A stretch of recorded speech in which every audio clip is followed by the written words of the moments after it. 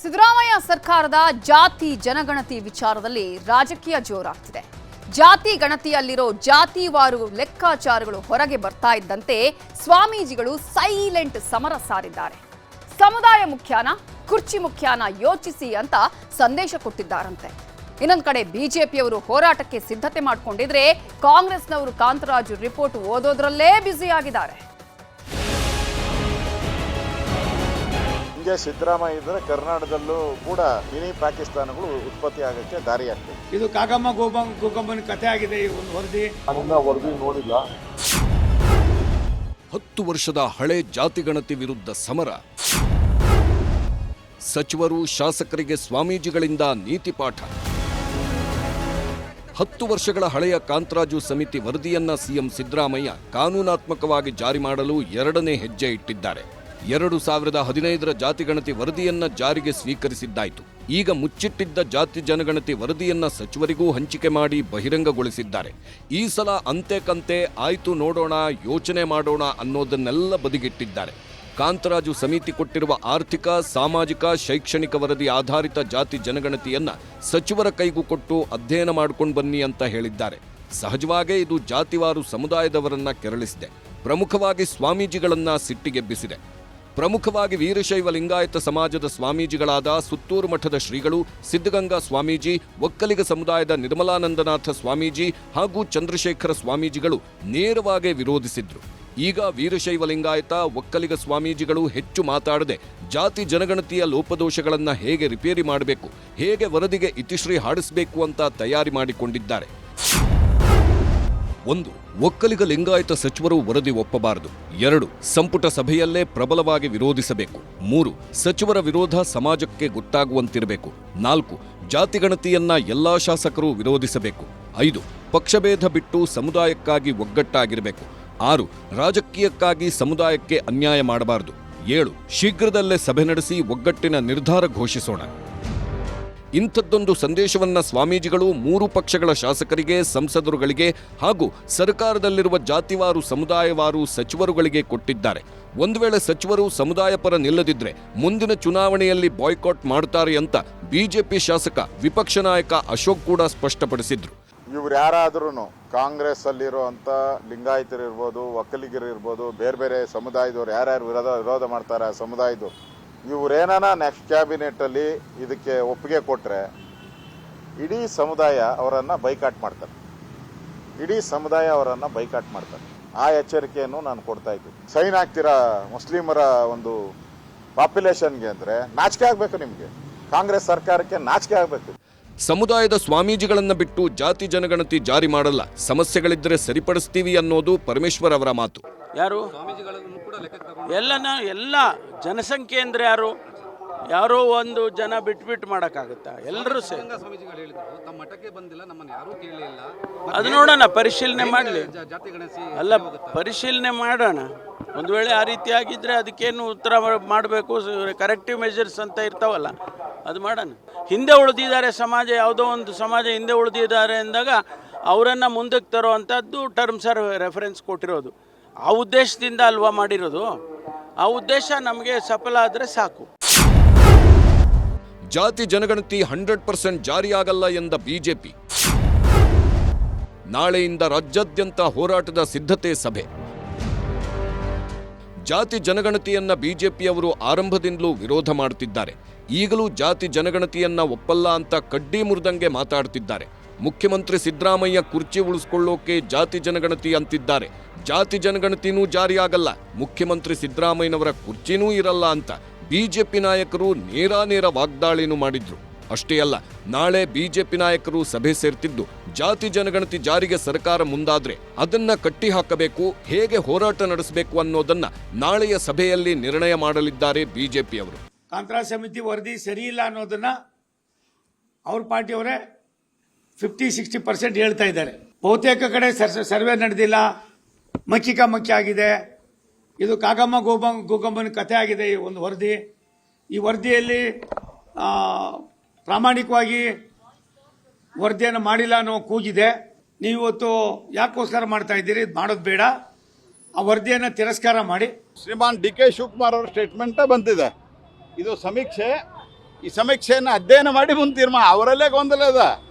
ಹಾಗಾಗಿ ಮೊದಲ ಸರಿಯಾಗಿ ಸೈಂಟಿಫಿಕ್ ಆಗಿ ವರದಿಯನ್ನು ತರಿಸಿ ಸಮೀಕ್ಷೆಯನ್ನು ಮಾಡಲಿ.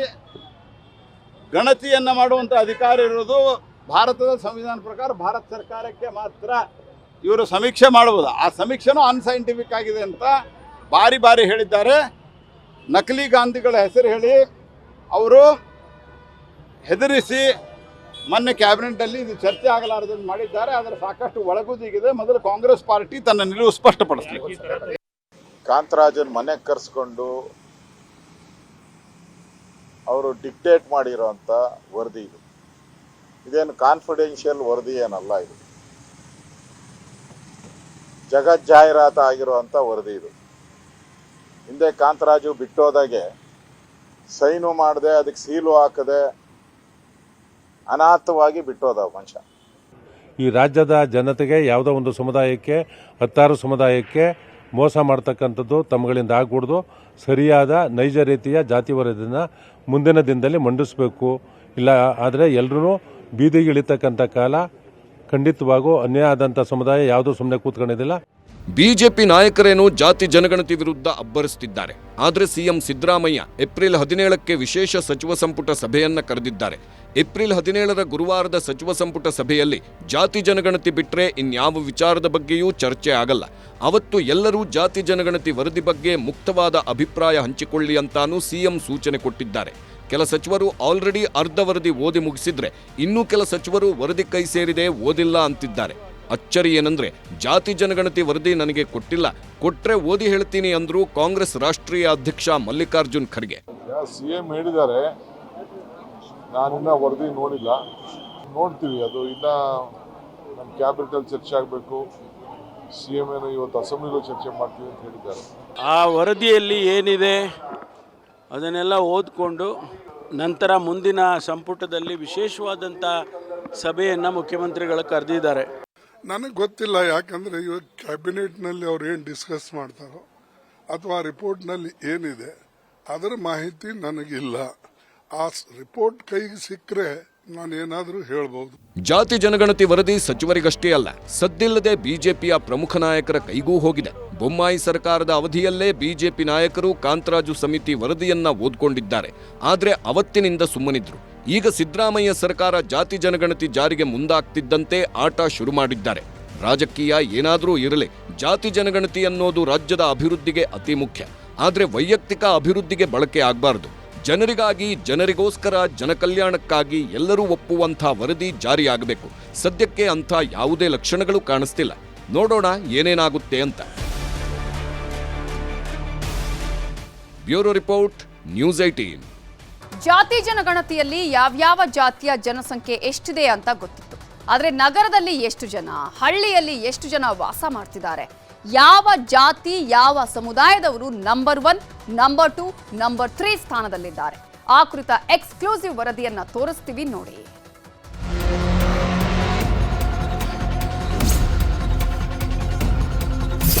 ಲಿಂಗಾಯತರಿಗೆ ನಾಮ, ಎರಡನೇ ಅತಿ ಜಾತಿ ಒಕ್ಕಲಿಗರು ಅಂತ ಹೇಳಿದ್ರು, ಪಂಗನಾಮ ಇಟ್ಬಿಟ್ರು. ಜಾತಿ ಗಣತಿ ವಿರೋಧಿಸೋರಿಗೆ ಮೀಸಲಾತಿ ಹೆಚ್ಚಿಸಿ ಮೂಗಿಗೆ ತುಪ್ಪ ಸವರೋಕ್ಕೂ ಕಾಂಗ್ರೆಸ್ ಸರ್ಕಾರ ಪ್ಲಾನ್ ರೆಡಿ ಮಾಡಿದೆ. ಆದರೆ ಜಾತಿ ಜನಗಣತಿ ವರದಿಯನ್ನೇ ಒಪ್ಪಬಾರದು ಅನ್ನೋ ಕೂಗು ಶುರುವಾಗಿದೆ. ಜಾತಿ ಗಣತಿ 10 ವರ್ಷ ಹಳೆಯದ್ದು ಅನ್ನೋದು ಒಂದು ಕಾರಣವಾದರೆ, ಜಾತಿ ಸಮೀಕ್ಷೆಯಲ್ಲಿ ಲೋಪದೋಷಗಳಿವೆ ಅನ್ನೋದು ಎರಡನೇ ಕಾರಣ. ಮನೆ ಮನೆಗೆ ಹೋಗಿ ಜಾತಿ ಸಮೀಕ್ಷೆ ಮಾಡಿಲ್ಲ, ಬೇಕಾದಂಗೆ ಬೇಕಾದ ಜಾತಿಗಳ ಸಂಖ್ಯೆ ಹೆಚ್ಚಿಸಿದ್ದಾರೆ ಅನ್ನೋದು ಮೂರನೇ ಕಾರಣ. ಈ ಕಾರಣಗಳನ್ನೇ ಮುಂದಿಟ್ಕೊಂಡು ಇಲ್ಲಿವರೆಗೂ ಕಿಡಿಯಾಗಿದ್ದ ಜಾತಿ ಜನಗಣತಿ ವಿರೋಧಿ ಕೂಗನ್ನ ರಾಜ್ಯ ಮಟ್ಟದಲ್ಲಿ ಹೋರಾಟದ ರೂಪಕ್ಕೆ ತಿರುಗಿಸಲು ಬಿಜೆಪಿ ಸಜ್ಜಾಗಿದೆ. ಅನೇಕ ಸ್ವಾಮೀಜಿಗಳು ಹೋರಾಟಕ್ಕೆ ಇಳಿಯಲು ತಯಾರಿ ನಡೆಸಿಕೊಳ್ತಿದ್ದಾರೆ. ಹಾಗಿದ್ರೆ ಕಾಂತರಾಜು ವರದಿಯಲ್ಲಿರೋ ಜಾತಿ ಜನಗಣತಿಯ ಅಸಲಿ ಅಂಕಿ ಸಂಖ್ಯೆಗಳೆಷ್ಟು? ನಗರದಲ್ಲಿರೋ ಜನರೆಷ್ಟು? ಗ್ರಾಮೀಣ ಭಾಗದಲ್ಲಿರೋ ಜನರೆಷ್ಟು? ಜಾತಿವಾರು ಎಷ್ಟು ಜನರಿದ್ದಾರೆ? ಆ ಎಕ್ಸ್ಕ್ಲೂಸಿವ್ ಅಂಕಿ ಅಂಶಗಳು ಹೀಗಿವೆ. ಜಾತಿ ಜನಗಣತಿಯಲ್ಲಿ ಮೊದಲ ಸ್ಥಾನದಲ್ಲಿರೋದು ಪರಿಶಿಷ್ಟ ಜಾತಿ. ಎಸ್ಸಿ ಸಮುದಾಯದ ಒಟ್ಟು ಜನಸಂಖ್ಯೆ 1,929,347. ನಗರ ಭಾಗದಲ್ಲಿರೋ ಎಸ್ಸಿ ಸಮುದಾಯದವರ ಸಂಖ್ಯೆ 28,47,232. ಗ್ರಾಮೀಣ ಭಾಗದಲ್ಲಿರೋ ಎಸ್ಸಿ ಸಮುದಾಯದವರ ಜನಸಂಖ್ಯೆ 80,82,115. ಅಂದ್ರೆ ರಾಜ್ಯದ ಜನಸಂಖ್ಯೆಯಲ್ಲಿ ನಂಬರ್ 1 ಸ್ಥಾನದಲ್ಲಿದ್ದು ಶೇಕಡವಾರು 18.27%. ಜಾತಿ ಜನಗಣತಿ ಪ್ರಕಾರ ಕರ್ನಾಟಕದಲ್ಲಿ 2ನೇ ಸ್ಥಾನದಲ್ಲಿರೋದು ಮುಸಲ್ಮಾನರು. ರಾಜ್ಯದಲ್ಲಿ ಒಟ್ಟು ಮುಸಲ್ಮಾನರ ಸಂಖ್ಯೆ 76,99,425. ನಗರ ಭಾಗದಲ್ಲಿರುವ ಮುಸ್ಲಿಮರ ಸಂಖ್ಯೆ 44,63,030 ಆಗಿದ್ರೆ ಗ್ರಾಮೀಣ ಭಾಗದಲ್ಲಿರುವ ಮುಸ್ಲಿಮರ ಜನಸಂಖ್ಯೆ 32,36,395. ಅಂದರೆ ರಾಜ್ಯದ ಜನಸಂಖ್ಯೆಯಲ್ಲಿ 12.87% ಮುಸ್ಲಿಮರಿದ್ದಾರೆ. ಜಾತಿ ಜನಗಣತಿ ಪ್ರಕಾರ ಕರ್ನಾಟಕದಲ್ಲಿ 3ನೇ ಸ್ಥಾನದಲ್ಲಿರೋ ಸಮುದಾಯ ಅಂದರೆ ವೀರಶೈವ ಲಿಂಗಾಯತರು. ರಾಜ್ಯದಲ್ಲಿ ಒಟ್ಟು ವೀರಶೈವ ಲಿಂಗಾಯತರ ಸಂಖ್ಯೆ 66,35,233ರಷ್ಟಿದೆ. ನಗರದಲ್ಲಿರೋ ವೀರಶೈವ ಲಿಂಗಾಯತರು 16,61,862. ಗ್ರಾಮೀಣ ಭಾಗದಲ್ಲಿರೋ ವೀರಶೈವ ಲಿಂಗಾಯತರ ಸಂಖ್ಯೆ 49,73,371. ಅಂದರೆ ರಾಜ್ಯದ ಜನಸಂಖ್ಯೆಯಲ್ಲಿ 11.9% ವೀರಶೈವ ಲಿಂಗಾಯತರಿದ್ದಾರೆ ಅಂತ ನಮೂದಾಗಿದೆ. ಜಾತಿ ಜನಗಣತಿ ಪ್ರಕಾರ ಕರ್ನಾಟಕದಲ್ಲಿ 4ನೇ ಸ್ಥಾನದಲ್ಲಿರೋ ಸಮುದಾಯ ಒಕ್ಕಲಿಗ. ಕರ್ನಾಟಕದಲ್ಲಿ ಒಟ್ಟು 61,68,652 ಒಕ್ಕಲಿಗರಿದ್ದಾರೆ. ನಗರ ಭಾಗದಲ್ಲಿ 16,95,514 ಒಕ್ಕಲಿಗರು ವಾಸ ಮಾಡ್ತಿದ್ದಾರೆ. ಗ್ರಾಮೀಣ ಭಾಗದಲ್ಲಿ 44,73,138 ಒಕ್ಕಲಿಗರು ವಾಸ ಮಾಡ್ತಿದ್ದಾರೆ. ಅಂದರೆ ರಾಜ್ಯದಲ್ಲಿರೋ ಒಟ್ಟು ಒಕ್ಕಲಿಗರ ಪ್ರಮಾಣ 10.31% ಅನ್ನೋದು ಕಾಂತರಾಜು ವರದಿಯ ಲೆಕ್ಕಾಚಾರ. ಜಾತಿ ಜನಗಣತಿ ಪ್ರಕಾರ ಕರ್ನಾಟಕದಲ್ಲಿ ಕುರುಬರು 5ನೇ ಸ್ಥಾನದಲ್ಲಿದ್ದಾರೆ. ಒಟ್ಟು ರಾಜ್ಯದಲ್ಲಿರೋ ಕುರುಬರ ಸಂಖ್ಯೆ 43,72,847.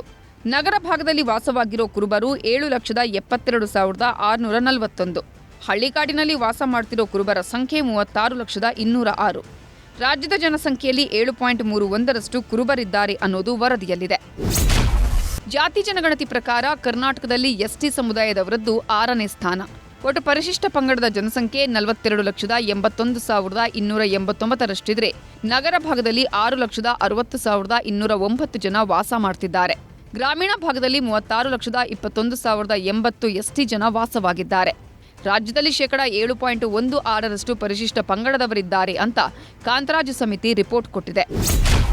ಇನ್ನು ಕಾಂತರಾಜು ವರದಿ ಪ್ರಕಾರ ರಾಜ್ಯದಲ್ಲಿ 7ನೇ ಸ್ಥಾನದಲ್ಲಿರೋದು ಬ್ರಾಹ್ಮಣರು. ಒಟ್ಟು 15,64,741 ಬ್ರಾಹ್ಮಣರು ಕರ್ನಾಟಕದಲ್ಲಿದ್ದಾರೆ. ಇದರಲ್ಲಿ ನಗರ ಪ್ರದೇಶಗಳಲ್ಲಿ 11,27,070 ಜನ ವಾಸ ಮಾಡ್ತಿದ್ರೆ ಹಳ್ಳಿಗಳಲ್ಲಿ 4,37,671 ಬ್ರಾಹ್ಮಣರು ಬದುಕು ಕಟ್ಟಿಕೊಂಡಿದ್ದಾರಂತೆ. ರಾಜ್ಯದಲ್ಲಿ 2.61% ಬ್ರಾಹ್ಮಣರಿದ್ದಾರೆ ಅನ್ನೋದು ಕಾಂತರಾಜು ಜಾತಿ ಜನಗಣತಿ ರಿಪೋರ್ಟ್. ಟಾಪ್ 7 ಜಾತಿವಾರು ಜನಸಂಖ್ಯೆಗಳ ಜೊತೆ ಕ್ರೈಸ್ತರು, ಜೈನರು, ಇತರೆ ಜಾತಿ ಧರ್ಮದವರೆಲ್ಲ ಸೇರಿ ರಾಜ್ಯದಲ್ಲಿ ಒಟ್ಟು 6,35,00,000 ಜನಸಂಖ್ಯೆ ಇದೆ. ಇದರಲ್ಲಿ 5,98,14,942 ಜನರನ್ನ ಸಮೀಕ್ಷೆ ಮಾಡಿದ್ದೀವಿ. ನಗರ ಭಾಗದಲ್ಲಿ 2,04,02,006 ಜನ ವಾಸ ಮಾಡ್ತಿದ್ರೆ ಗ್ರಾಮೀಣ ಭಾಗದಲ್ಲಿ ಕರ್ನಾಟಕದಲ್ಲಿ 3,94,12,936 ಜನ ವಾಸವಾಗಿದ್ದು ಇಷ್ಟು ಜನರನ್ನ ಸಮೀಕ್ಷೆ ನಡೆಸಿ ವರದಿ ತಯಾರಿಸಿದ್ದೀವಿ ಅನ್ನೋದು ಕಾಂತರಾಜು ಸಮಿತಿ ರಿಪೋರ್ಟ್. ಇಷ್ಟು ದಿನ ರಾಜ್ಯದಲ್ಲಿ ನಂಬರ್ 1 ಯಾರಿದ್ದಾರೆ ಅಂದ್ರೆ ಅದು ಲಿಂಗಾಯತರು ಅಂತ ಇಟ್ರು ಲಿಂಗಾಯತರಿಗೆ ನಾಮ ಪಾಂಗನಾಮ ಇಟ್ಬಿಟ್ರು ಲಿಂಗಾಯತರಿಗೆ. 2ನೇ ಅತಿ ಜಾತಿ ದೊಡ್ಡದು ಅಂತ ಹೇಳಿದ್ರೆ ಒಕ್ಕಲಿಗರು ಅಂತ ಹೇಳಿದ್ರು, ಅದಕ್ಕೆ ನಾಮ ಇಟ್ರು. ಅದಾದ್ಮೇಲೆ ದಲಿತರು ಇದ್ರು, ಅವ್ರಿಗೂ ನಾಮ ಇಟ್ರು. ಕಾಂತರಾಜು ಸಮಿತಿಯ ಜಾತಿ ಜನಗಣತಿ ಪ್ರಕಾರ ಲಿಂಗಾಯತರು ಮತ್ತು ಒಕ್ಕಲಿಗರು 3 ಮತ್ತು 4ನೇ ಸ್ಥಾನದಲ್ಲಿದ್ದಾರೆ. ಆದರೆ ಜಯಪ್ರಕಾಶ್ ಹೆಗಡೆ ನೀಡಿರುವ ಮೀಸಲಾತಿ ರಿಪೋರ್ಟ್ನಲ್ಲಿ ವೀರಶೈವ ಲಿಂಗಾಯತರು ಮತ್ತು ಒಕ್ಕಲಿಗರ ಸ್ಥಾನ 5 ಮತ್ತು 6ನೇ ಸ್ಥಾನದಲ್ಲಿದೆ. ಎರಡೂ ವರದಿಯನ್ನ ಸಿದ್ದರಾಮಯ್ಯ ಸರ್ಕಾರವೇ ರೆಡಿ ಮಾಡಿಸಿದೆ. ಹಾಗಿದ್ರೂ ಇಷ್ಟು ದೊಡ್ಡ ವ್ಯತ್ಯಾಸ ಆಗಲು ಕಾರಣ ಏನು ಅನ್ನೋದು ಈಗಲೂ ನಿಗೂಢ. ಹೀಗಾಗಿನೇ ರಾಜ್ಯದಲ್ಲಿ ಜಾತಿ ಜನಗಣತಿ ವರದಿ ಕಿಡಿ ಹೊತ್ತಿಸಿದೆ.